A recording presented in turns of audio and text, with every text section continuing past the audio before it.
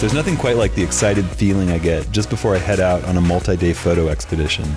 Especially here, the Olympic coast in Washington State has everything a Pacific Northwest icon should. Towering rainforests, miles of uninterrupted beaches, and a marine sanctuary with lots of opportunities to photograph wildlife. The most impressive parts of the coastline are only accessible on foot, so you have to work for your images. It's remote and rugged, and I absolutely love shooting here. About halfway into the trip, I was setting up to shoot a 360-degree sunset panoramic at Toleak Point. The sunset was kind of anticlimactic, but the clouds were still dramatic, so I switched gears and created a 360-degree black and white image that in the end I was really happy with.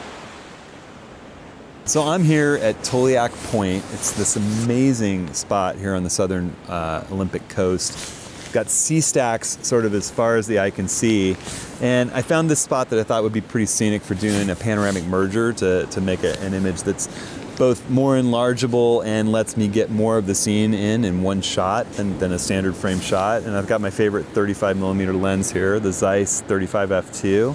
I've got it set back on my tripod, and with this camera body and lens, you sort of have to ascertain where the nodal point of the lens is over the axis of rotation so that you don't get parallax in your panoramic mergers, so that they line up.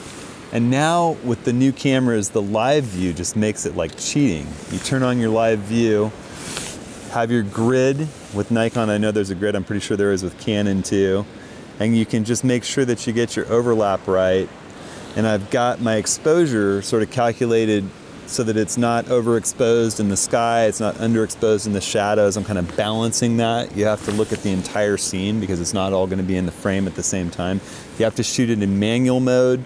You've got to shoot it with your white balance set to a specific white balance if you're not shooting in RAW, so that you can change it later.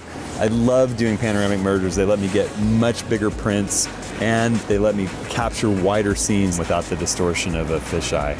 It's a ton of fun. So obviously a lot went into processing this image. If you want to learn a little bit more about the techniques I used, there's a perfect inspiration video where I feature this image. And keep an eye out for upcoming ON1 on location shorts.